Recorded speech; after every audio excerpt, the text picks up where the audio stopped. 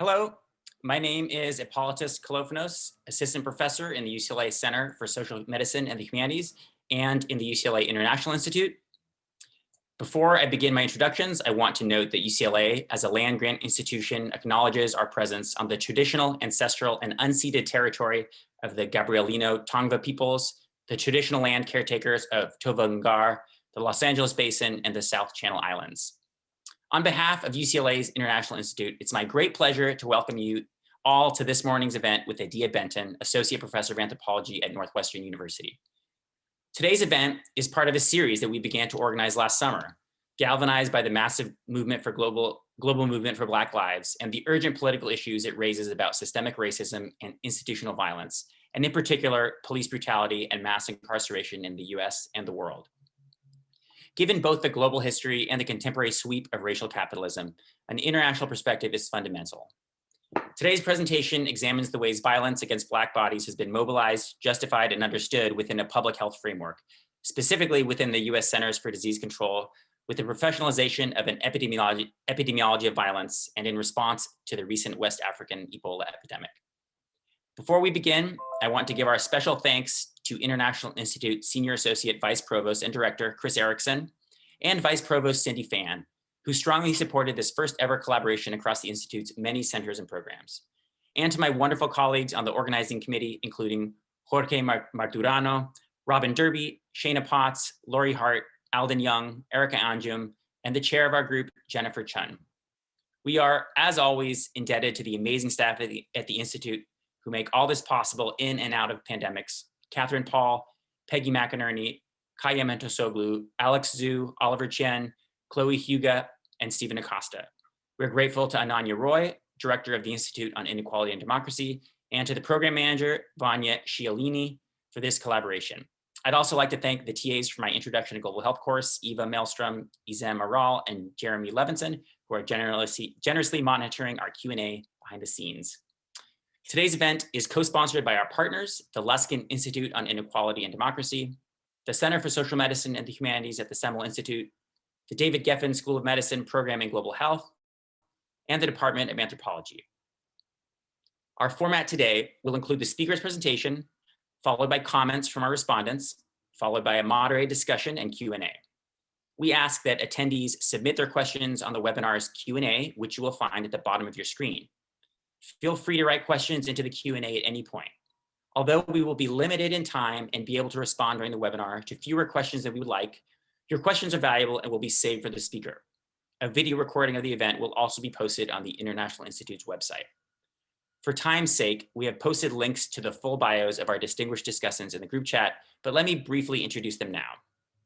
Samar Al-Balushi is an assistant professor of anthropology at the University of California, Irvine. Her research is broadly concerned with surveillance, policing, and militarized urbanisms in the context of the so-called War on Terror in East Africa.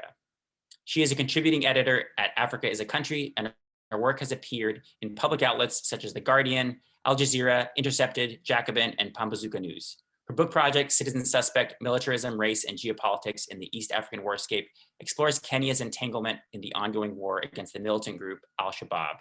Drawing on ethnographic research with politicians, diplomats, human rights activists, and young people in the cities of Nairobi and Mombasa, it grapples with the relationship between the imaginative and grounded geographies of the War on Terror in East Africa today. Dr. Naina Harawa is a professor of medicine and the Fielding School of Public Health at UCLA. She also has a faculty appointment at Charles R. Drew University of Medicine and Science, where she serves as Associate Director of Research for the university's Center for AIDS Research, Education, and Services. Trained in epidemiology, Dr. Harawa's research involves developing and testing holistic interventions for encouraging prevention, care, and treatment for HIV, sexually transmitted infections, and substance use disorders, and leading efforts to examine the impact of various policies on racial and ethnic health disparities. She directs the Policy Impact Core of the NIMH-funded UCLA Center for HIV Identification, Prevention, and Treatment Services, which examines how proposed and enacted policies may support or hinder efforts to end the HIV epidemic in the US and abroad. Because of her commitment to health equity, Dr. Harawa started Reach UCLA Health, a faculty group dedicated to increasing access to the UCLA health system for people of color and those with publicly funded health coverage. She's conducted innovative research with a variety of populations, including sexual minority men of color, Black and Latina cisgender women, transgender women of all backgrounds, and sexual and gender minorities who have experienced incarceration. Now let me turn to our main speaker. It is an honor to introduce Adia Benton, an anthropologist who is interested in patterns of inequality in the distribution of care and in the politics of care in settings socialized for scarcity.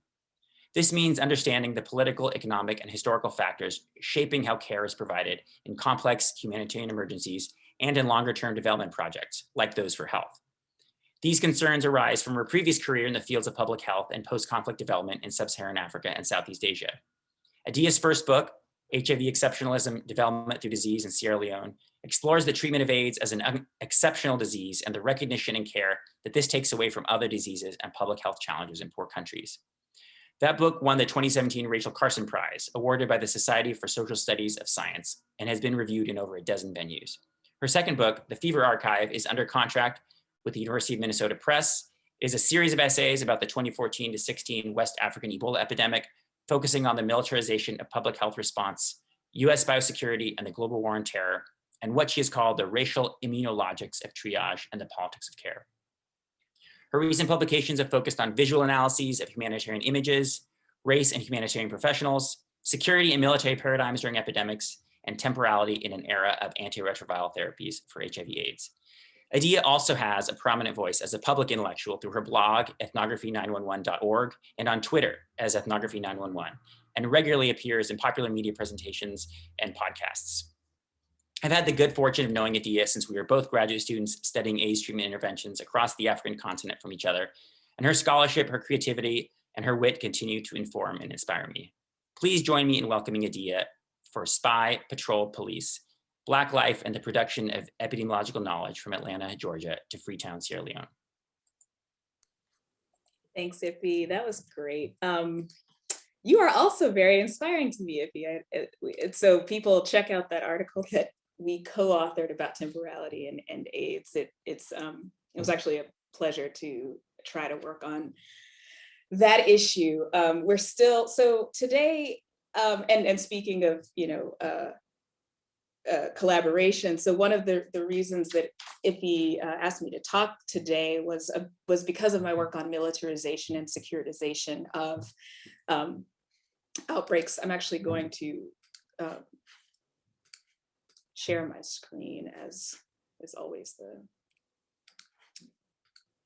And one of the things that we were kind of thinking about, or I've been thinking about a lot and written quite a bit about, is this the literal use of the military to try to address epidemics. And so here there's a picture of the security forces in Sierra Leone standing guard at a checkpoint in Kinema, which is the first place that I actually worked when I first moved to Sierra Leone in 2003.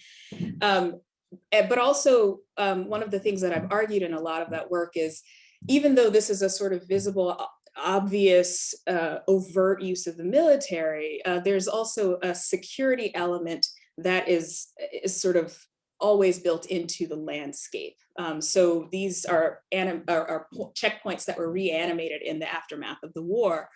And this is the sort of literal, and then there's this sort of overt violence exercised by the military, overt use of what I call overt use of military assets and military might.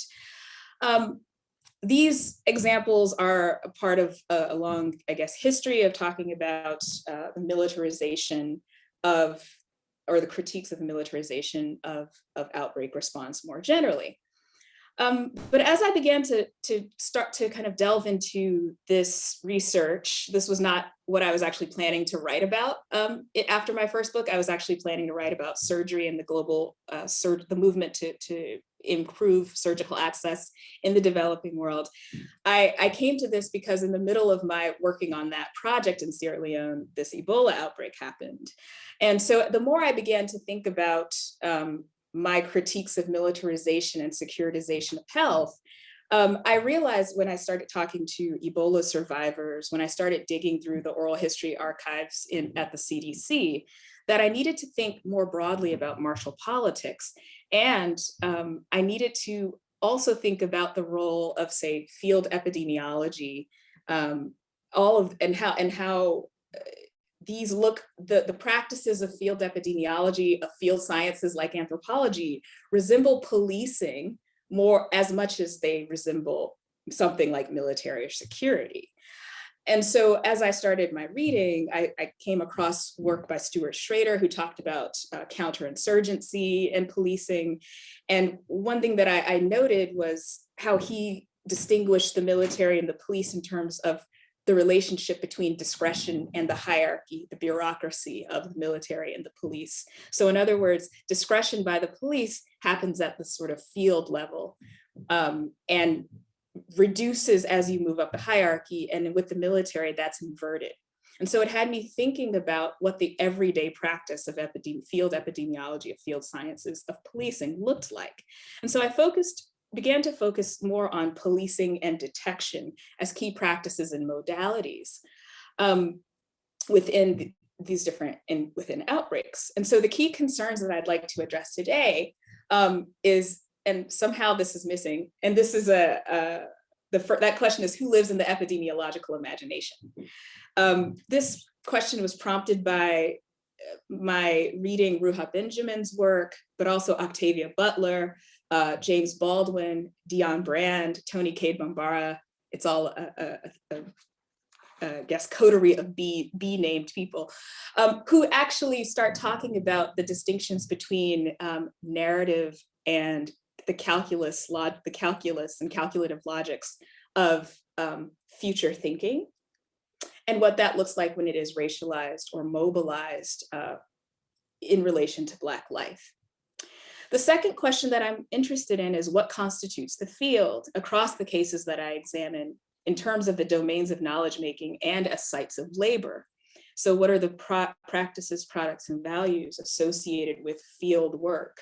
And so just to kind of put a finer point on this, I'd been writing about the field Negro and house Negro as this critique of the managerial elite responsible for managing the epidemic, such that the people who were outsiders were protected from the disease spreading overseas. So what constitutes the field in the epidemiological, the policing, and anthropological imaginations?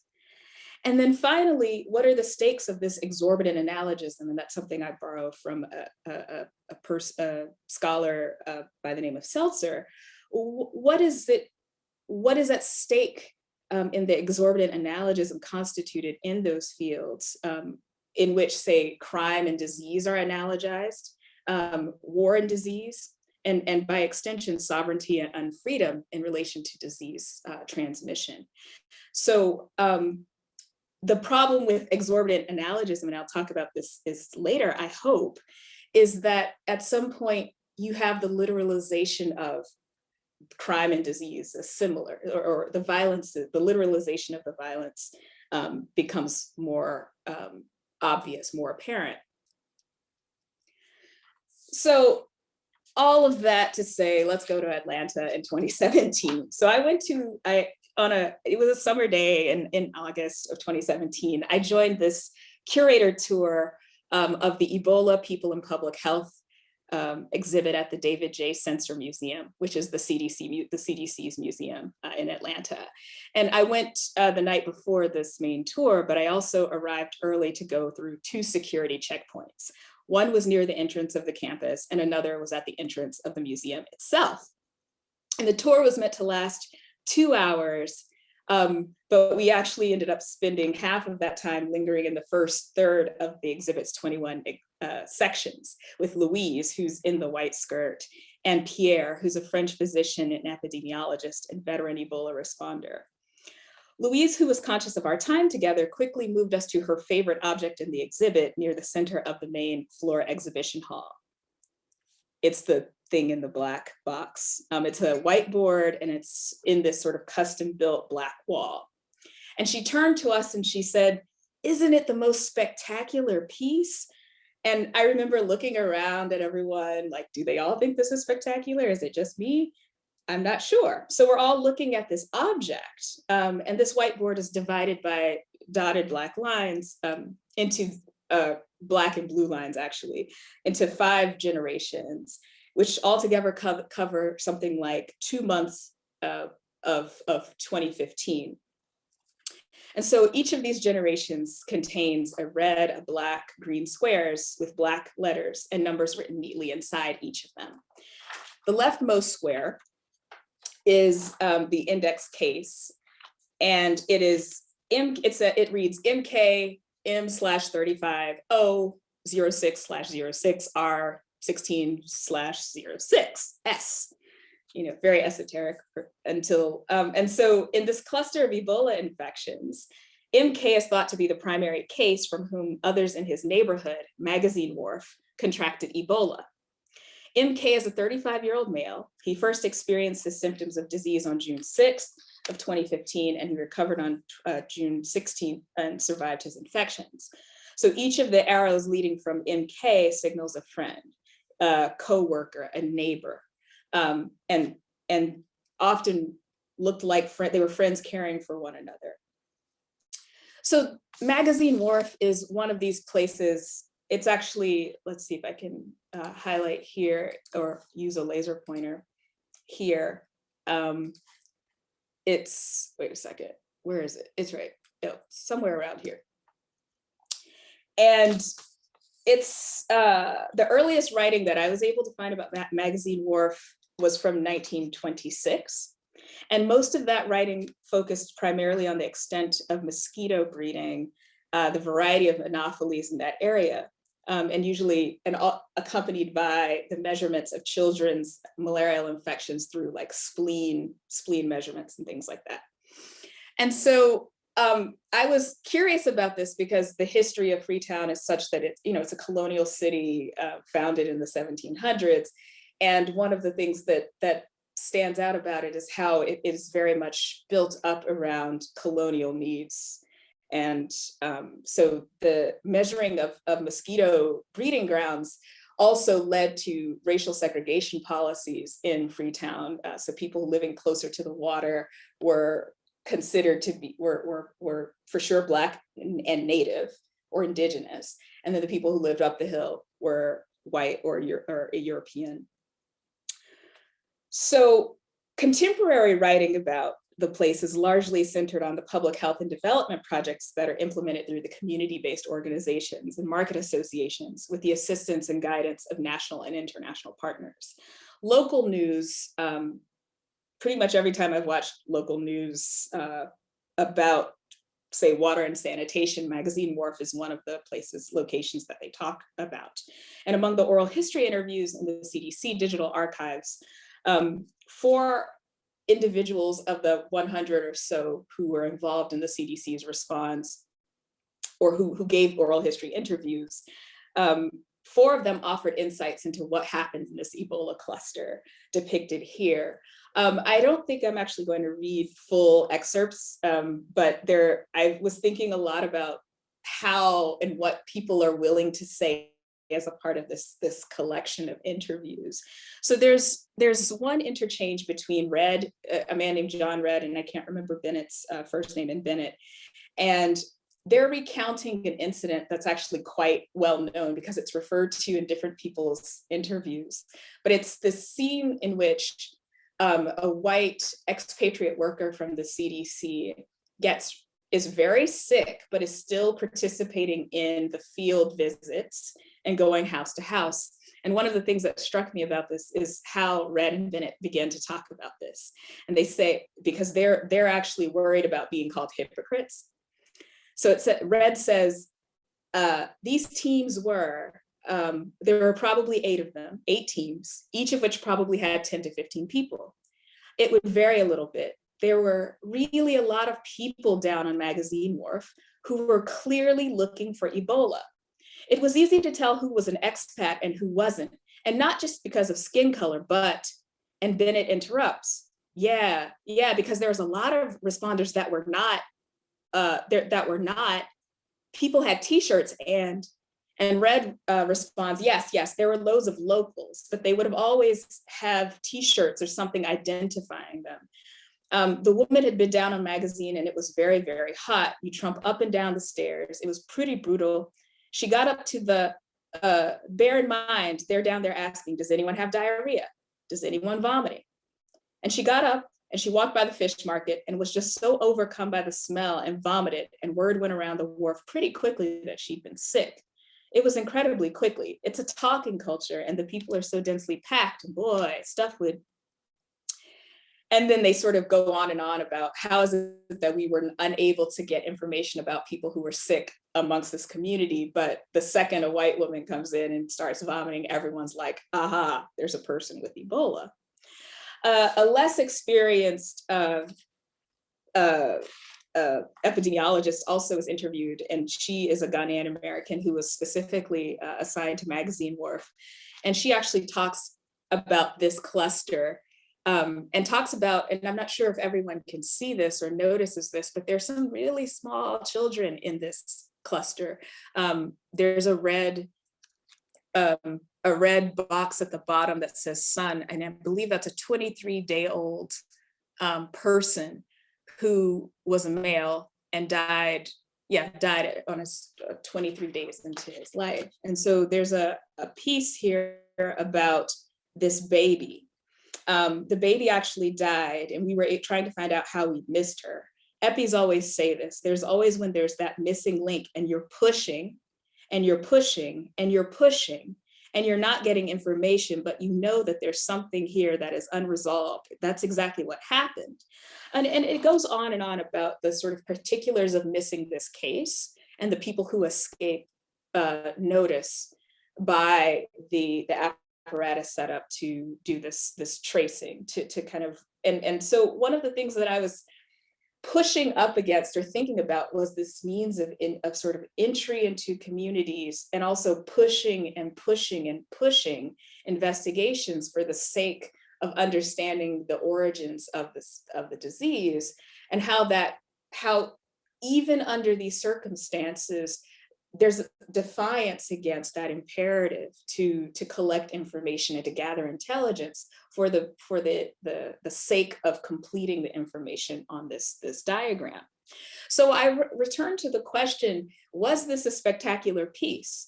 Many of us struggled to make sense of what we were seeing because it hadn't been constructed for us, but for and by epidemiologists working the case. It was exhibited for us, but it wasn't for us. And it's worth noting that even if its contents at first seemed cryptic to us, we were familiar with it, at least the whiteboard as an object and how it plays in certain professional fields. Specifically, it's a standard object in epidemic thrillers and also police procedurals. And I mentioned that I've been sort of obsessively watching them. So, here, this is where I am. I based my whole field work is based upon watching police procedurals. But in films like Contagion and Outbreak, the whiteboard is a medium through which epidemiologists communicate their expertise about patterns and dynamics of disease transmission. So, Kate Winslet explaining R naught, but actually drawing relationships between individuals. But in the police procedural, an analyst or detective uses the whiteboard as a mnemonic device to keep track of or to remember relationships among suspects and victims and accomplices and bodies of evidence linking them to a crime. Here, the whiteboard diagram functions as a technology that enables intervention and exhibition, and it reconfigures the boundaries between representations of scientific facts and cultural artifacts. The whiteboard enacts object relations, linking the imaginaries of health to imaginaries of policing, is the synecdoche of operations center, and it helps to orient the strategy for mobilizing boots on the ground, which, I didn't just pull this out of the air. Field epidemiology training programs that come out of the CDC explicitly use that language, and alongside shoe leather detectives, such that they can reach every point of contact among kin, neighbors, and colleagues. So when I first started to conceptualize this book project, I was spurred by the connections between dual crises spanning the Atlantic, the movement for Black lives in the US and the fight against Ebola in West Africa. And I started to think about the outbreak response in relation to racial capitalism and concepts of capture, enclosure, and containment, which form threads through the chapters. When I started that reconceptualization, I happened to be asked to comment on Vinh Kim Nguyen's recent work. and to think about where he was talking specifically about the Democratic Republic of Congo's Ebola outbreak that was happening a couple of years back. And there's another one that in fact may be starting again. And he introduced this sort of under-theorized, still in progress idea of humanitarian capture, which I'd been trying to think with as well. Specifically, I found the modifier humanitarian useful for thinking about how humanitarian practices are sutured to market mechanisms and logics of extraction, exploitation, dispossession, and displacement. But what specifically humanitarian lends itself to in these practices, the showing of concern. So for me and the purposes of this talk, the museum has been a key site for examining this form of capture for the CDC. An actor in the outbreak response, a key actor. This was the CDC's largest ever response, in fact, to an outbreak. There were 1,500 deployments to Liberia, Guinea, and Sierra Leone. There were 80,000 person days of effort. So very much US government agency talk. And then a level 1 operations emergency operations, or level 1 emergency operations activation, which is the 24/7 people in the situation room kind of thing. And then they set up labs in 3 countries and processed approximately 80% of the samples. That's according to this. That number is probably debatable. I have some reasons to think it might be slightly different, but just so you can understand the scope of this. And so these capture logics and practices are mirrored in the museum on multiple levels. So one level concerns the context in which the diagram was made. What collecting and gathering practices makes it possible for MK to exist as an index case in this cluster, and for his neighbors and coworkers to be depicted as and implicated in several generations of infection. These are linked to representational practices of outbreak investigation management, like the whiteboard, but also a stunning array of graphs and forms and all of these things that fill up the walls of the museum. A third level might focus on how the CDC chooses to represent those practices to the public. So how and why do all of these objects make their way into the collections of the CDC museum? And how and why do some objects fit into the very story the CDC wants to tell about itself? So again, I want to draw attention to the relations among these objects and how they relate more broadly to a version of global health that is very much US-centric and operates through US racial, bureaucratic, and administrative frames, which circulate widely in the developing world. What might the gathering and collecting practices in one context have to tell us about those same or similar practices in the other? So I'm looking at the double lives of these objects in the field, whatever that is at this point, and the museum to help me think through the logics of humanitarian capture, which in the case of US public health bifurcates and institutes and reproduces labor hierarchies and moral and racial coding associated with them. So these domains include distinctions between work in the field and the office, or the field and the hotel, as was the case in this protracted emergency. So the reason I bring that up is because anytime I talked about the CDC with someone who worked for, say, the WHO or an NGO or some other government agency, they would really kind of call out the CDC personnel for spending their time in a hotel when they should be in the field, or live in the cave, which is this place that they set up at the Radisson Hotel to do their work. There's also this other bifurcation that I think is now suddenly kind of becoming really critical for how we're thinking about COVID-19, the distinction between clinical medicine and public health. So caring for patients on one hand versus containment ideologies and slaking epidemiological models' thirst for data. And then there's this other bifurcation between patrol work and detective work. So who is like doing that sort of day-to-day work of being there and collecting information and prevention, and who is intellectually equipped to perform the labor of detection, sort of investigation and going back to find these things out, analyzing information. So circulations across these boundaries are focused on bringing the action back home and projecting a certain vision of the agency's value to US national health and well-being, and the place of Black life, of Blackness in this vision. in the calculations of value. So I want to go back to, actually, now I'm going to August 2014, which also happens to be where we saw sort of the height of that Black Lives Matter movement, even though some people seem to think it just sort of happened like the last year.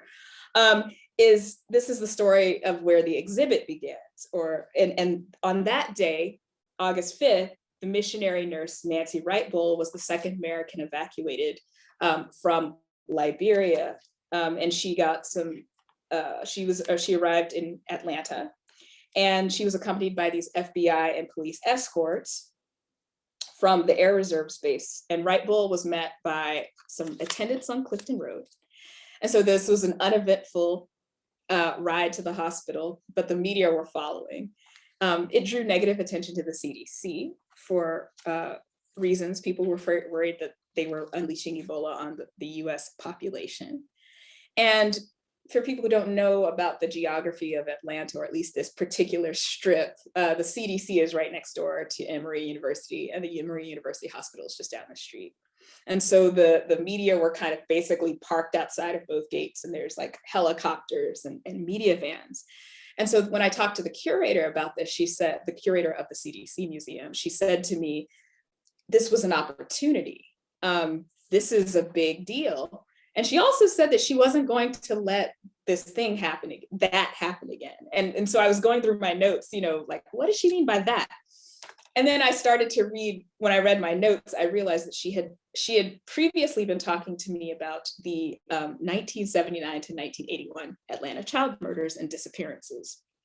And you probably are wondering, like, what does this have to do with some nurse landing in Atlanta?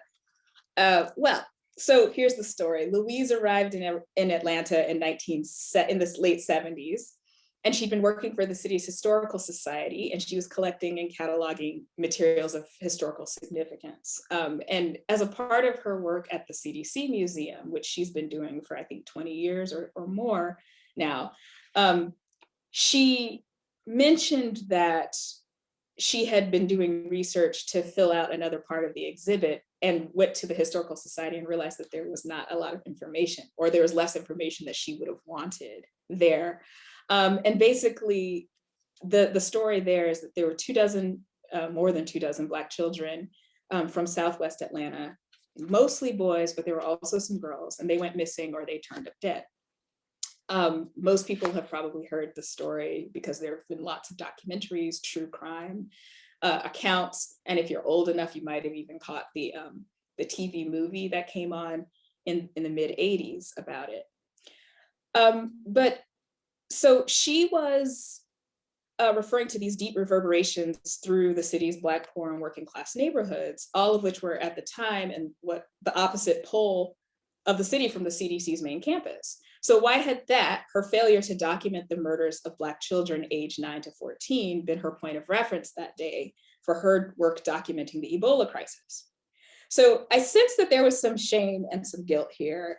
And for me, I kind of wanted to tap into that, even though I did not actually explicitly ask her, because I think maybe what would have happened, and this is me just being cautious, but I think to have admitted the connection would have been admitting some other, I guess, limitations. So how do you openly acknowledge the racial, gendered, and class underpinnings of your failure to conceive of crime or crimes against Black children as historically significant? So I would like to suggest that if we start from her feelings of guilt and shame regarding the silence about Black suffering in Atlanta's formal archives, it's possible to discern how US racial politics, along with global racial hierarchies, suffuse CDC institutional memory and memorial practices. And in this case, it serves as the motivation to begin rapid response collection. Again, modeled after Ferguson activists' decision to begin to collect materials from their protests and archive the formal organizing that they were doing. So put bluntly, the same racialized, gendered, and class inequalities that made it a story of historical insignificance have also supported archival humanitarian impulse to demonstrate concern through collecting objects that testify to and signify victims and heroes' struggles, tragedies, and triumphs. But this was only part of the story, because I actually, in addition to going to that museum a few times in 2017, I went back in 2018 and found more about this story in relation to the CDC. So down in the basement of the CDC, there is what they call the story of the CDC. And this is the permanent part of the exhibit. It doesn't really change. And there's this piece called Public Health Approach to Violence. And basically it's this diptych panel that chronicles the role of the CDC in establishing violence as a public health problem. As you can see on the right-hand side of that, there's like a timeline.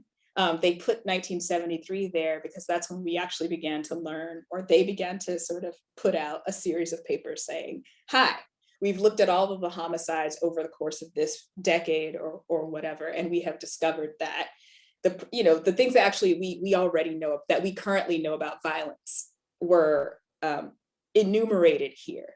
So what we knew was that homicide was largely exercised, or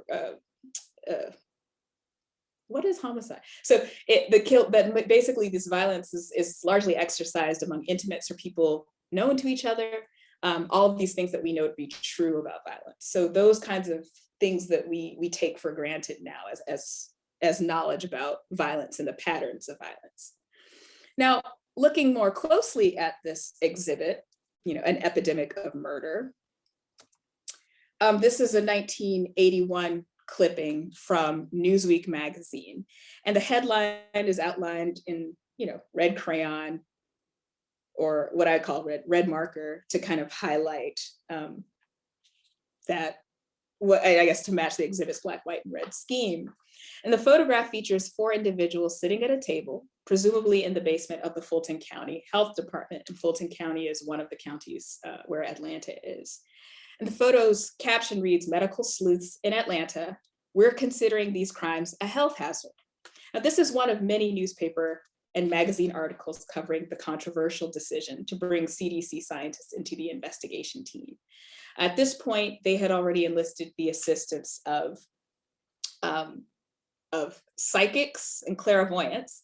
So epidemiology did not seem too far off. And in fact, when I interviewed one of the authors of this paper that's here, he said that. He said he saw it in the newspaper in September of 1980. He saw this thing about these psychics, and he said, hey, maybe we should be involved. I mean, we can do better than a psychic, right?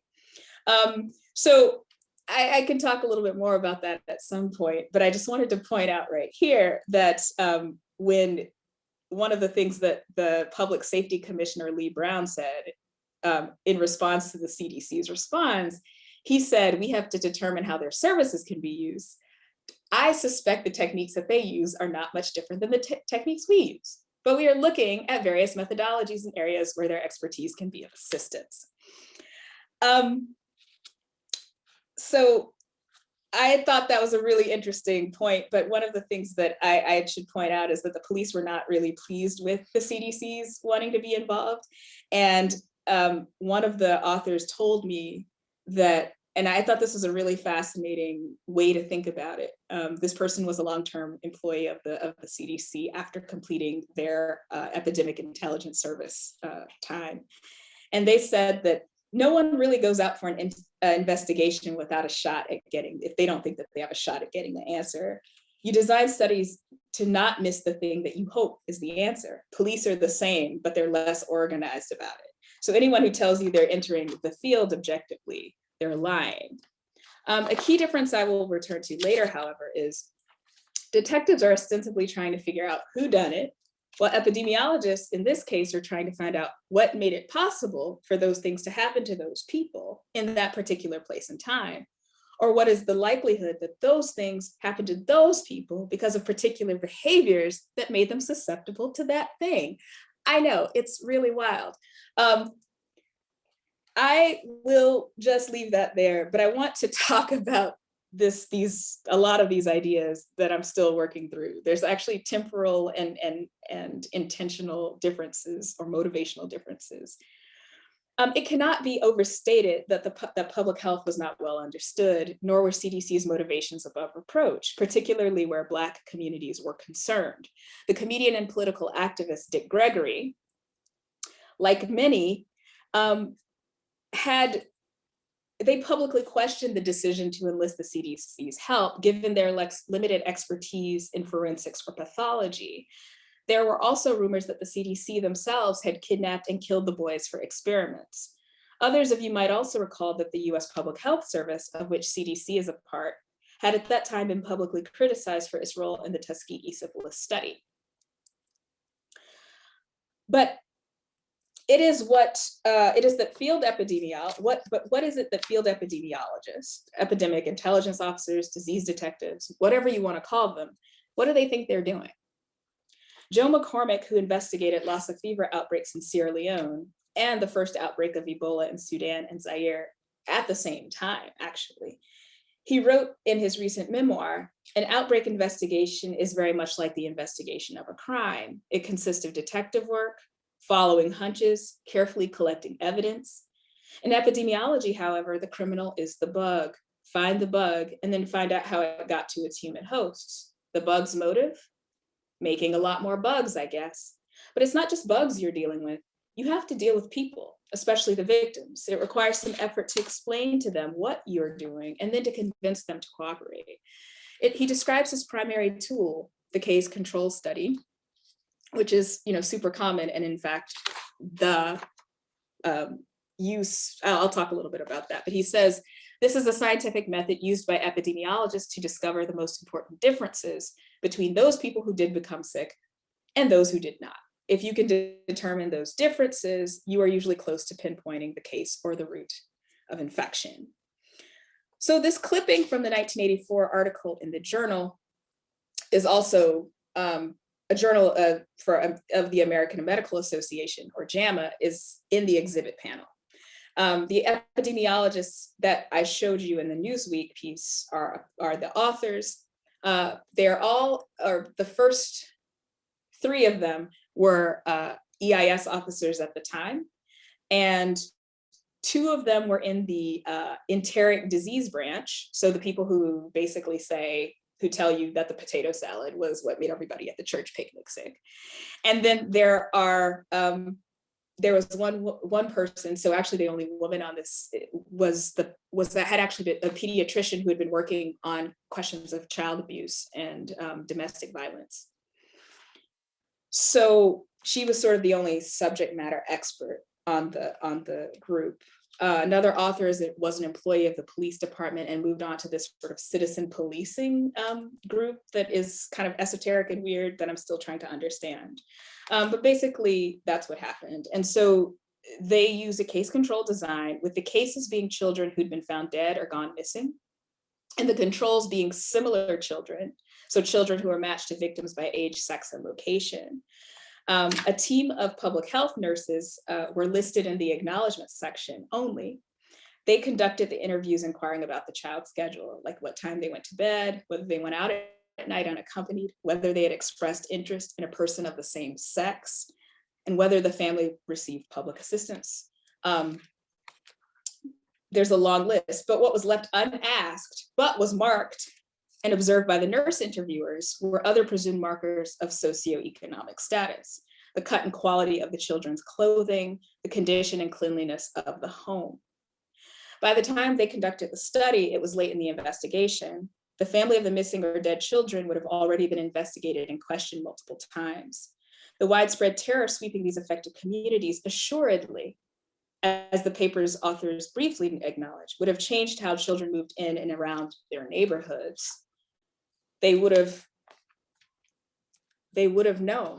So there's another list of some of the things in case, this actually draws from the original document that they submit to the agency when they've completed their investigation. So I wanted to also say that a goal of this, and you can see this in the exhibit, a goal was to certify whether or not the number of cases exceeded the expected or normal number of cases. In other words, is there a cluster of deaths and disappearances, or is this just random occurrence? And even more sinister and addressed in the paper, are the police negligent or incompetent? Another goal was not to identify or profile the killer or killers, as the newspaper article reminds us, as well as the exhibit, but to identify the characteristics that made the child vulnerable or susceptible to being kidnapped or killed. Broadly, the CDC's involvement in the case, if you look at official timelines, including the one in the exhibit, is named as a key factor for allowing for the development of a violence branch and later an entire center within the CDC. In other words, the deaths and disappearances of Black children, and by extension, the vilification of Black parents, their practices, form the institutional basis for the agency's extension into fields of violence and injury, and these issues into key public health problems. So in closing, I've tried to think with these objects in the CDC Museum and Louise's provocation, which linked a failure to collect and secure the stories of Atlanta's murdered children with an archival and curatorial impulse to capture and enclose humanitarian objects related to CDC's involvement in the West African Ebola outbreak. An institutional narrative about the role of the agency in outbreak response is built upon the symbolic density of each of these objects as tools of connection, of evidence, of control, surveillance, marketing, and care. The substance of the institutional narrative rests in the bowels of a peripheral, semi-public space on the campus's headquarters, relating a broader story about the agency's brand and its primary exports of epidemic intelligence, field epidemiology, and expanding notions of what constitutes a public health hazard. And for a brief period, another narrative straddled the museum's two levels, in which Black people on both sides of the Atlantic were subjected to mechanisms of policing, propped up as a form of pastoral care. More broadly, the whiteboard and the JAMA article and the story surrounding their production and display brings together the three areas of concern, or at least the questions that I tried to raise about the field, about the epidemiological imagination, about the exorbitant analogism that exists amongst or between these fields. And so hopefully you'll take that up in the comments and I'll address some of those things in the Q&A.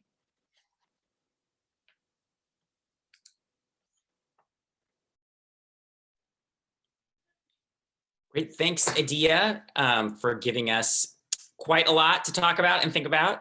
To get started with our discussion, we're going to turn it over to our two discussants, and we'll start with Samar Al-Balushi.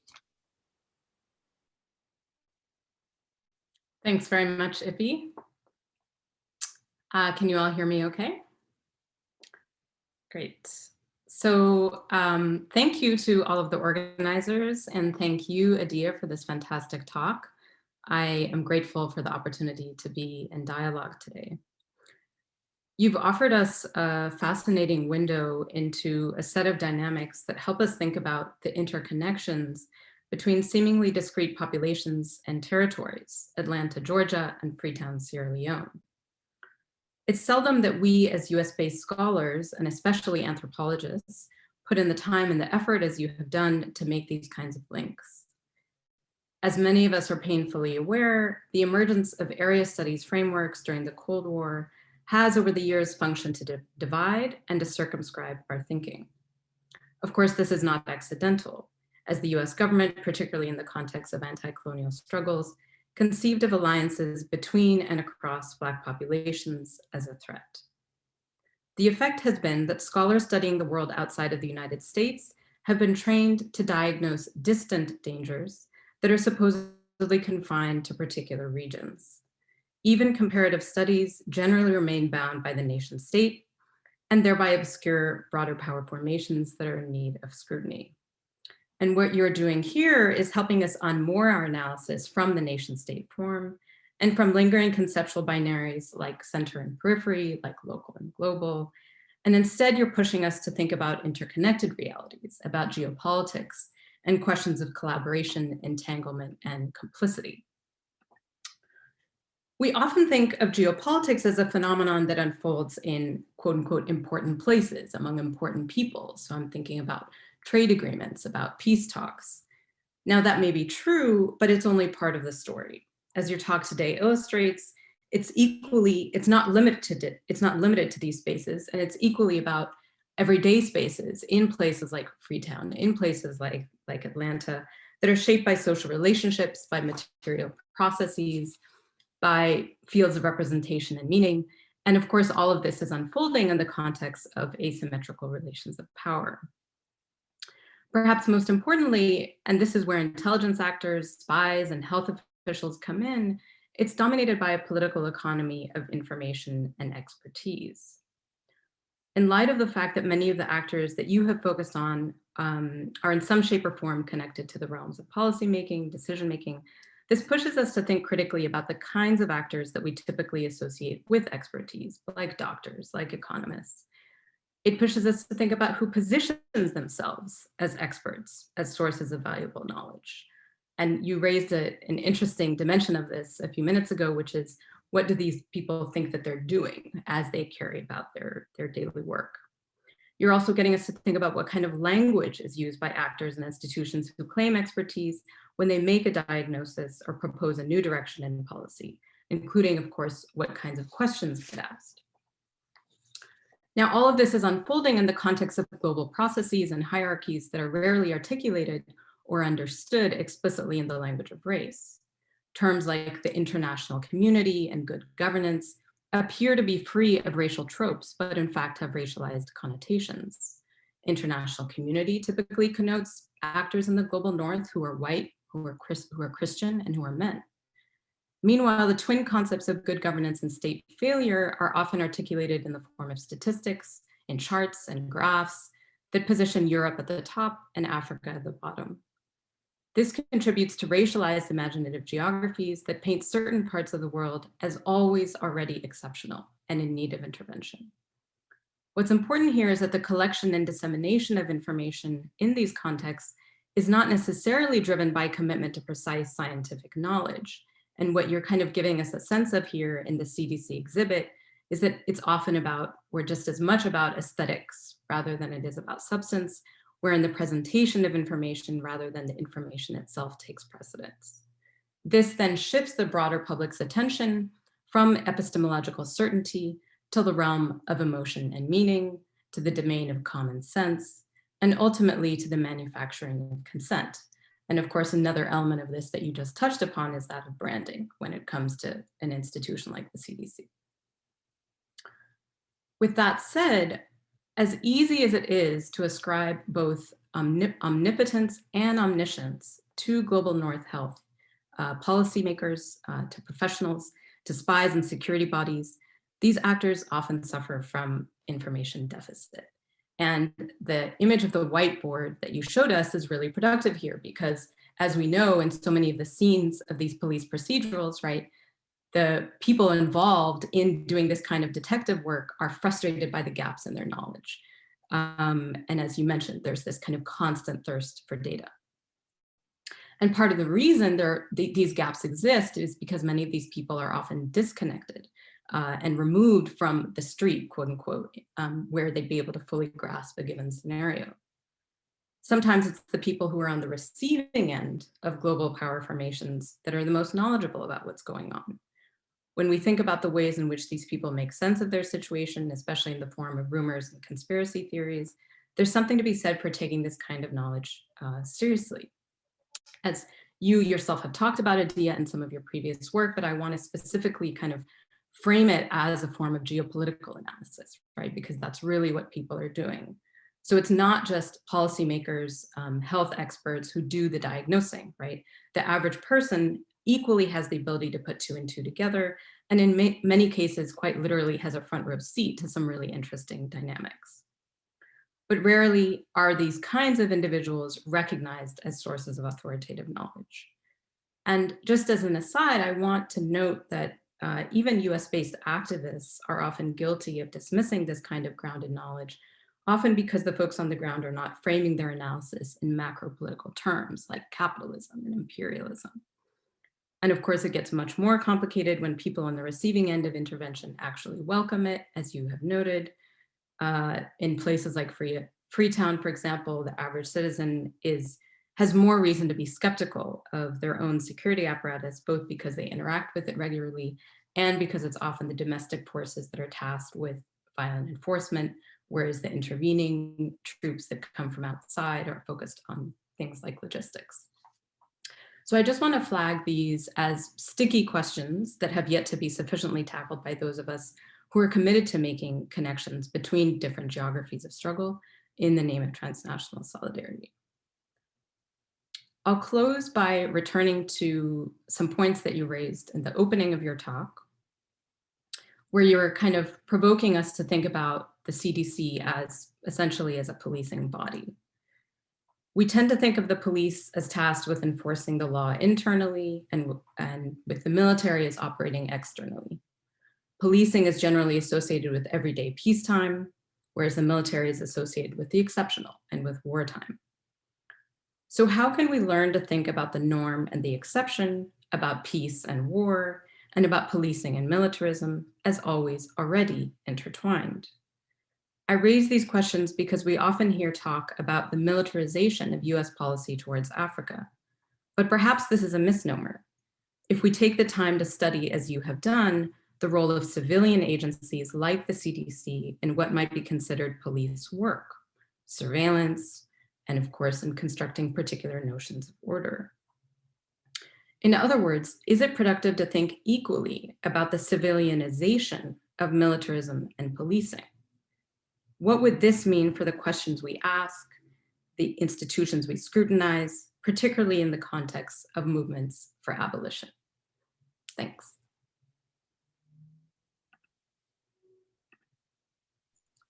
Thanks, Samar. And now I'd like to invite Naina Harawa to share some of her comments.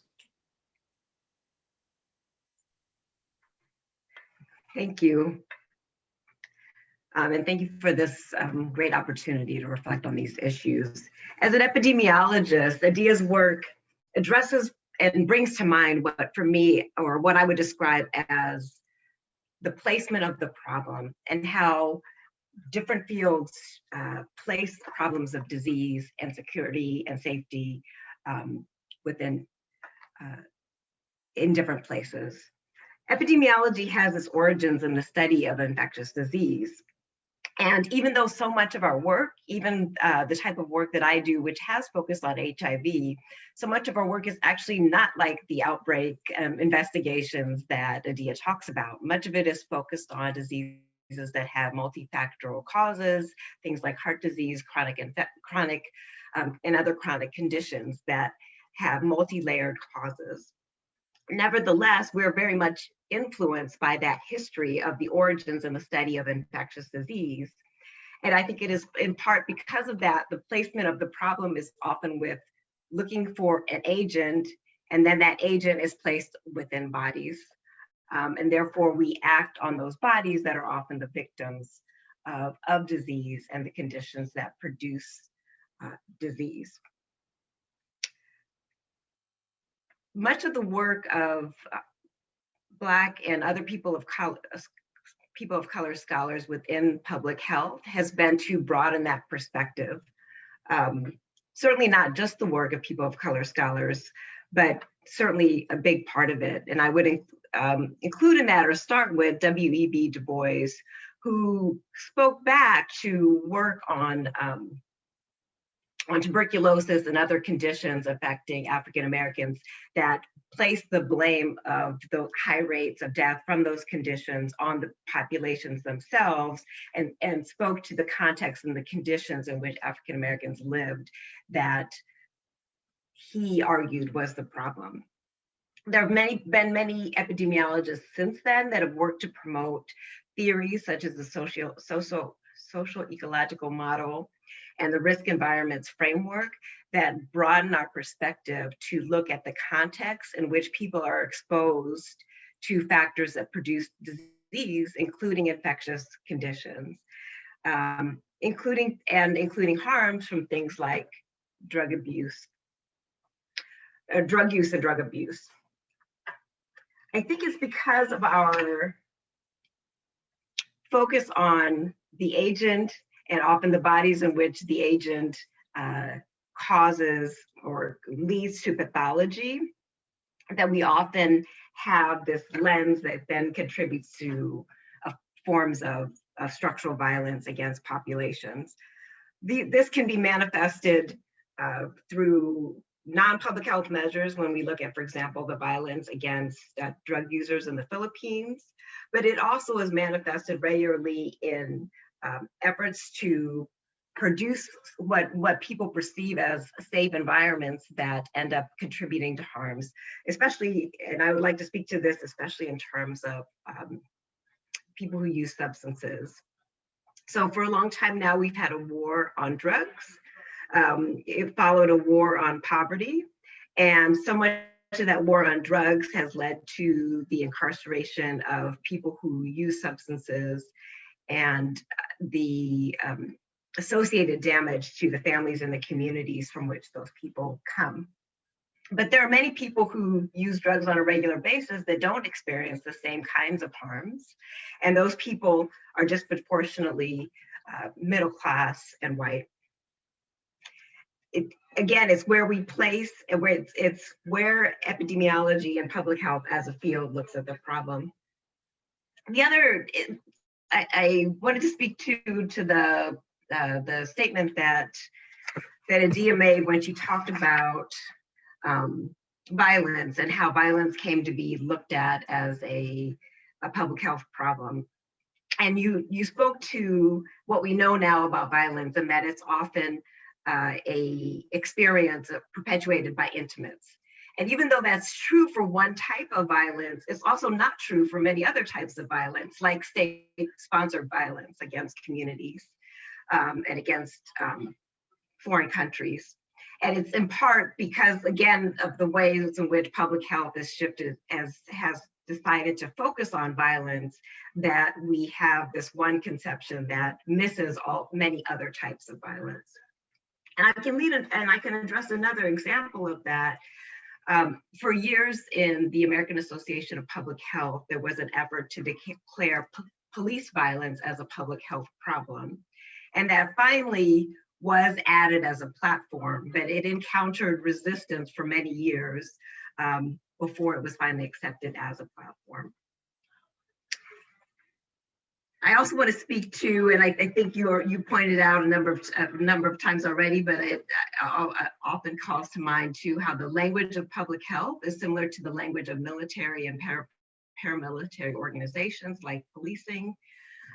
Terms like surveillance, investigation, targeting, and disease detectives, which sort of a lay term for epidemiologists, all call, or all the types of terms that are also used by military and paramilitary organizations.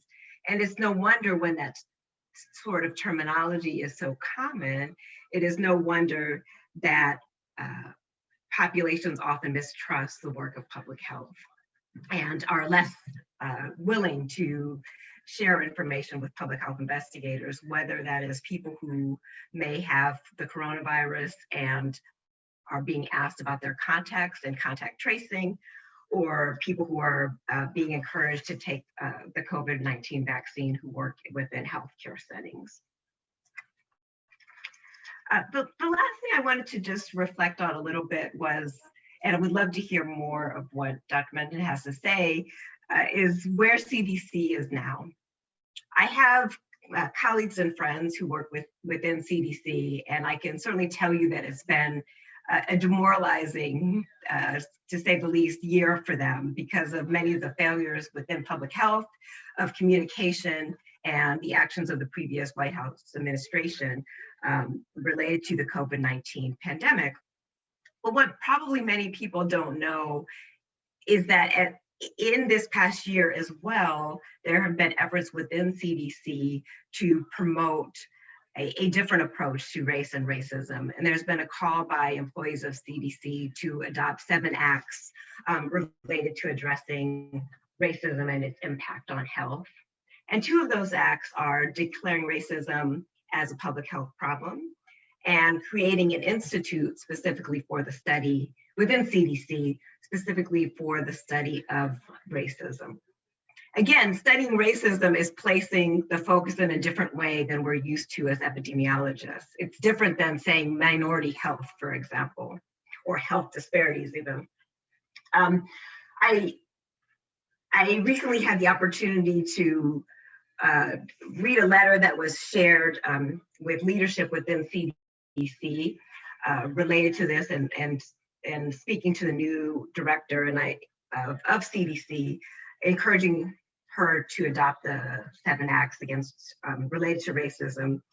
And it was striking to me because in this personal reflection, the staff members started by talking about the fact that his grandfather, I think it was his grandfather or great-grandfather, had been lynched and murdered by like the grandparents of the children that he went to school with. And so he started with these acts of violence and then went to and spoke about health and racism within our health systems and the need to address that. But it's I think for Black people that the connection between the two, between state violence and the experience of discrimination within healthcare through public health are never far apart. But I think for other communities, it's much less clear. And so I really appreciate the contribution that you're making to help other communities understand how often this is inextricable for us, but not so obvious for many other people in the community, and possibly why we have so many people perplexed about things like vaccine hesitancy, for example, in Black communities. And I'll stop there. Thanks, Nina. And so, I mean, at this point, I'd like to kind of open up the floor for a discussion. I'd like to invite Samar back in our virtual room here. And again, audience, this is a great time. We've gotten some great questions. Great time to post questions if anyone has any questions or comments. Adia, would you like to sort of get the discussion going by responding to some of the points? Some of the many points raised. there's so many good ones to address. So one of the things, it's funny, as I was listening to Nina speak, I was thinking about one of the things that I always end up cutting out of versions of this talk, which is the museum. The thing that's interesting about the museum is how little, so how it actually tries to address the fact that public health isn't just disease detective shit, right? Like they're kind of like, oh, by the way, obesity, by the way, nutrition, like, but what's also fascinating is the reason people come to this museum, because it is not super easy to get into, is they want to see the cool stuff, and the cool stuff is the outbreak investigation. And I went to public health school and I did infectious disease epi, but one of the things that I remember, like I was really shocked by what I was learning, because I was like, oh, but there's this really great person named Nancy Krieger who does eco-social framework. Or I was like, Kamara Jones, why aren't we doing any of that in my classes? Like, why aren't we doing the cool stuff on the eco-social frameworks or these broader sort of, and so one of the things that I kind of, because I actually get pushback from some global health people who are like, but this isn't what I do. I don't do any of this. I go, no, but here's the thing. The aesthetic, there's an aesthetic choice being made and a branding choice being made to foreground or to constantly like bring into circulation this particular vision of public health, which has the sort of have the police. It's like it's propaganda for health. And in which we are not engaging with the everyday work of public health, which actually is happening, but we don't know that it's happening because it's working, right? Or that we don't know that's happening because it's subtly addressing things that make our lives function. The reason we can drink water out of the faucet, the reason we can have lead mitigation, all of these things kind of fall from view. And this is especially true with something like the field epidemiology training program, which, is like EIS light for the third world. They say, and I was reading this amazing ethnographic account of what that's like in Guatemala. And I think by this anthropologist whose last name is Cerón, he was talking, these Guatemalan physicians who went through that program called it a maquila for factory for public health. It's just sort of cranking them through and teaching them these methods. And in Sierra Leone, that's now sort of the cornerstone, is that they have these, disease detectives these field epidemiologists who've been trained to kind of patrol the scene and do surveillance work, when there's always been like a public health system with, primary health units, nurses and nurse assistants who reach out to the community health workers who encourage baby weighing. But why? Why is this propaganda? So anyway, all of this to say, I love that you were like bringing back Du Bois's work and all of these people who sort of have a foundationally pushing back against public health paradigms that are rooted in, maritime economies, fumigation, and larvicide, and basically imperial expansion. So that's the other piece that sort of sits in the permanent exhibit of the story of CDC, is like the origins of the US Public Health Service was about, managing New Orleans port, making sure yellow fever and typhoid don't come in, and all of this other stuff. Or the Argentinian case, which is like fumigating, sanitary officers fumigating the streets and getting rid of rats. I just totally turned Argentinian public health history into some basically like raid. So they're just spraying for rats. So yeah, and so anyway, which brought me to these broader questions about I love this idea of the civilianization of military and policing, because I think that's something that I was trying to kind of also, I was thinking about particularly under COVID-19, where I'm seeing people actively police, like they're all wear your hashtag wear your mask. I saw this like the number of times in a day, if I'm on Twitter, that somebody just basically tells about the person that they saw not doing the right thing, whatever that is. It's like, it's calling out the police in our hearts. Like it's really, this is what we're kind of dealing with. Hearts and minds. I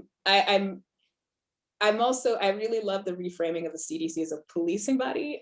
One of the things that I've been trying to kind of also think through is the ways in which this year, the discussion about the CDC, which I don't think is the reality of the CDC, is almost how it failed to be a policing body. Like that's the fundamental failure of it to do it, because I don't think people, again, fundamentally know what it is that the folks at Clifton Road or the Buford Highway office or any of those things do. A lot of what this work is mundane, bureaucratic stuff. It's subcontracting sometimes to community-based organizations that do it better. It's lab work. It's it's a bunch of stuff, and it wasn't just politicized this year. It's a government agency. It's everything about it is political at its core. One of the people who authored that JAMA paper, and I'm sure I've talked to two of the authors and plan to talk to the others who are still alive. And one of the things that the longer term employee of that agency said was, I'll use the pronoun, they made the case that some of the work that they tried to put into the MMWR in 1985 got nixed. The fact that I have that that EPI2 report from the closeout of that investigation, supposedly, I'll see if this is really true. The reason that people couldn't find it for many years was because it was pushed away. That paper is not the only set of findings that were produced by that report. They also did a school-based study where they went through the children's records, or had someone go through the children's records to talk about their testing scores and like their performance in relation to their likelihood of being killed. So yeah, and I was reading it, and I've talked to these people who are good-hearted, well-intentioned folk, and I still can't understand. Like I asked, I'm like, so how did you come to these questions or this series of questions that made you think? Like what is it about what is your evidence base? You who claim science as your mantle, what is the evidence base that produced this questionnaire this way of looking at these families. One thing that I do know from talking to them is the police did tell them, actually one of the reasons the data look the way they do, the police told them two things. We know some of the parents did it. We know some of the parents killed these children. But we can't tell you who. And we didn't do our due diligence, and we don't have the right, we can't prove it. So there's that. So that's the first piece of whatever. The second is, and you can't see our records. We can only give you what we give you. And so this is why you get let's go to the neighborhoods and figure out like what is wrong with these kids that made them. I mean, they don't put it that way. That's how I put it, because that's how it reads. What is fundamentally wrong with these particular children that made them more vulnerable? What is it about them? What is it about their families? And the placement of the problem. Yeah, it's the placement of the problem. And I kind of as I read this, I was like, I mean, there's no win. There is no win for these moms and these dads. And I kept, the thing that actually kept bringing me back to this, because I was like, I can't write about this. This is not relevant to my Ebola project, is because of it kept coming back. Like something James Baldwin wrote came back to me, and I was like, oh, this is a great quote. Where did it come from? And it was from his talking about the Atlanta child murders. And I was like, oh, I guess I have to deal with it. And the thing that I had to do, and so as I started going through the paper, going back to that exhibit, that picture of those moms in Chicago, I don't know if you saw that on the exhibit, there's moms in Chicago with their kids hanging on to them saying, we're with you. We are here for you, moms of Atlanta. Like we know what you are dealing with. You lose your kid, and these people are blaming you, and they're interrogating you, and they're asking you what you did wrong.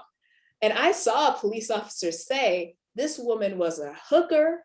She used to give her kid McDonald's before she went out to walk the streets, and she killed. That's why her kid's dead, and she killed them. I think she was a barrier he was a barrier to her life. And I was like, there's no mom who's making sure that her kid has breakfast every single day who wants her kid dead. Like, I'm sorry, it's just that's not the way this works.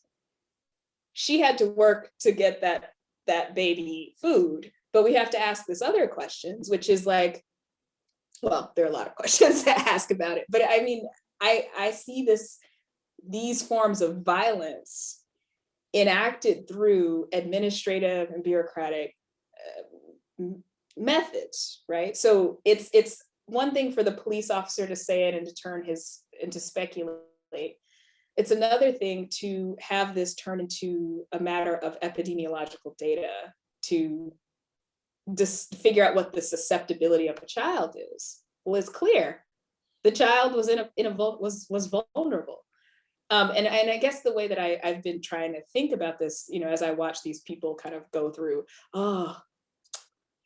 what is the thing linking all of these things together? What is the pattern? And the pattern is the question, always the question too. So it's the blame and the question, the placement of the problem, but the pattern. And I said, the pattern was Black disposability. That's what the moms were saying. There's a reason that this didn't become a cluster until someone said it was. And there's a reason that the investigation didn't happen until they said it was a cluster. And there's a reason that they have convicted a man who maybe killed a couple of adults, maybe, with no link to how this, and I think it also links back to this Magazine Wharf case in a different way. So what is slow action? What did slow action in Magazine Wharf mean? It was one of the earliest cases in Freetown, but it's also the last case in Freetown. The only interest in Magazine Wharf is intervention, but only intervention insofar as it's about containing the outbreak there, not necessarily about making sure that people in Magazine Wharf have, safe access to water, sanitation, durable housing. This is a very low-lying area. So the yearly floods with the rainy season are devastating to this community. Anyway, I'm rambling. You know, one thing that's, I mean, about this whole conversation just makes me think about is again, looking at that Atlanta study, you know, the method they did choose to use, case control study, right? It compares individual cases to individual cases. And it's all about identifying, you know, behavioral differences, lifestyle differences, individual traits, which, right, in and of itself is you know, a certain kind of framing that hides certain things, and right, and it leads you to certain conclusions, right? And I'm glad that, like, Spirit of 1848, you know, Nancy Krieger, eco-social theories been brought up, because one of the, I think, real pushes of that group within the APHA has been this push to have a more political economic framing, right? Because this lifestyle framework leads you to conclude it was certain choices that led to these bad outcomes. And there's something wrong with the people making those choices, right? And that's the locus of action and intervention. I mean, you know, why didn't they do a sort of neighborhood analysis, right? And why weren't neighborhoods sort of the, what was the scale of unit of comparison rather than the individual kids? And it touches on this whole history that you're drawing out, right? Is right, militarization. You know, it's the story, right? The militarization in public health. It's the history of global health, right? It's not the strange thing. It's actually strange when it's not, right? Going back to, right, the emergence of global health in colonial medicine, and there's the example of Warwick Anderson writes about, like, the cholera wars in the Philippines, where it was a literal war where the U.S. waged against,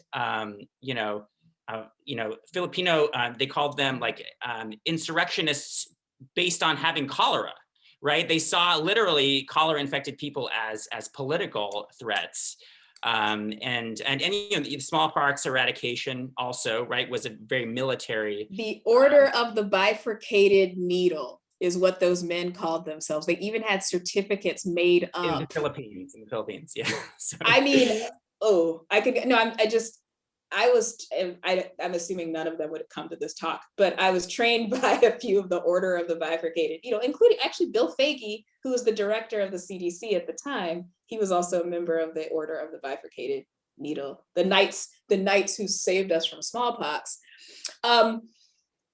I only bring that up though, because as I was texting with an old friend, and he said, oh, you know, Bill's thing was he wanted to deal with gun violence, which is why he kept pushing for more research on violence.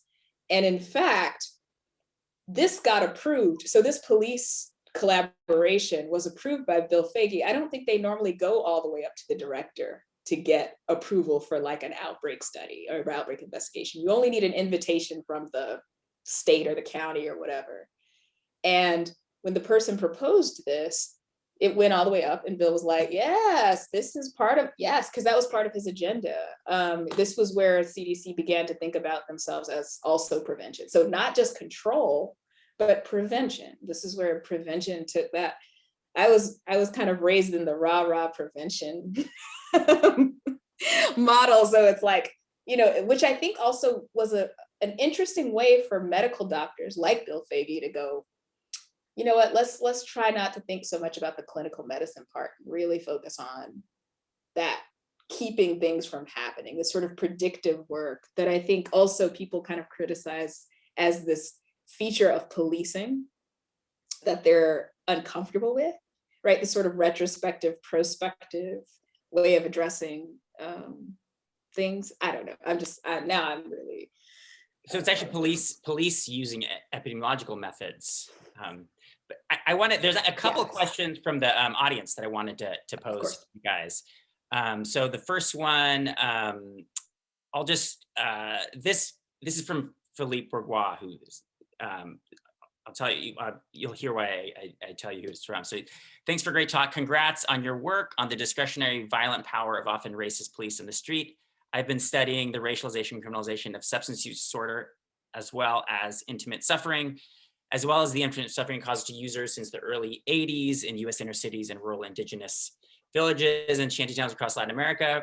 There's also an in-our-face billion-dollar profit-making system exacerbating these harms of industrial era drug use and policing and their rumors, including both legal and illegal psychoactive drugs. I also worry about the misrecognition of profit making in analyzing the stakes of racism and health and science and who suffers violence most. And that's something we haven't really brought up. I guess, are there any, is there an angle? How does sort of corporate, profit making and sort of industry factor into some of these discussions we've been having? I can talk briefly about it. It's part of the book. So one of the things I flashed very briefly in my talk was about the new medicines and vaccines that emerged from this outbreak. And in fact, this ongoing study by the CDC, it's so weird because the CDC rarely has this kind of presence. So it's like very bizarre in a bunch of ways. But one of the ways that they've continued to do this is they set up they actually set up a formal field office in Sierra Leone that was not necessarily there before, that's overseeing this ongoing project about the semen of Ebola survivors, as in they are collecting, that's a longer story, but they're collecting semen from people all over the country and trying to see how long Ebola persists in the semen, which of course raises lots of questions. But there are many technologies that existed before this outbreak happened that were in development, but were not scaled up appropriately until there was a financial incentive, which the West African Ebola outbreak offered, right? So Ebola vaccine that had been in development since the 90s, because of spotty biosecurity funding, suddenly could be scaled up, tested, because they were finally enough subjects to test it on, but also finally enough possible pool for speculation or more money. There's also the pandemic bond that came out of this, which is modeled on the catastrophe bond or cat bonds, speculating on the non-death of African people, because that's not true. It's sort of true. I'd say African and Asian people, because the way that the tranches were built were on specific diseases that are specific to particular regions and have specific thresholds. So I'd say those are the most overt. But then, one of the things I constantly write about is like what it takes to set up an office in a country, right? Like you suddenly have people who need to build things. You suddenly have people or you're renting from someone. You change the local markets in terms of, what is valued. Like I used to buy grapefruits, which are actually something you can get very easily and cheaply in Freetown. Guess what? There's a different price for me. But also, guess what? There's a different price if you live close in a certain part of town, because that's where the white, essentially that's where the white people are. Okay. And those markets kind of build up. So I actually write about this more mundane sort of, okay, if you're building country offices in the aftermath of a war or an outbreak, new labor condenses in a particular way in terms of basically serving these new people, new personnel. I know I have 1 minute. There's new commodities, new products that sort of emerge from this. And some of it's linked directly to the securitization, that security landscape that I'm talking about, which is like private security guards, SUVs that can traverse certain kinds of terrains, visa costs. Like, I don't know. It's everywhere. People are speculating on all of these elements of epidemic response, but also on Black life. If I'm being real, like that's why I talked about the fact that there's a center that emerged from not just a general interest in violence, but at least aesthetically and at least part of the branding emerged from the murders of 30 kids. Like they're like, hey, as a result of our concern for these children in this part of town, we decided that we were going to really build our career on this. And the cynical read by at least one of those authors was that this is a chance for the CDC to expand itself and its agenda. The webinar is supposedly over now. I don't know. Well, so thanks, Adia. Unfortunately, even though I feel like we just got our discussion going, we are out of our time. So thank you, Adia and Samar and Nina for joining us and bringing so many different rich perspectives to this discussion.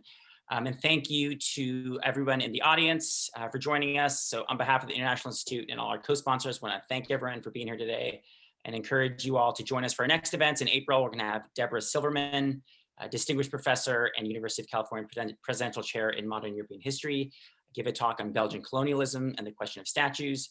And on Friday, May 7th, we'll hear from British historian Olivia O'Tell with a talk on her book, African Europeans, An Untold Story. Thanks everyone for joining us today, and have a great weekend and happy Chinese New Year. Thank you.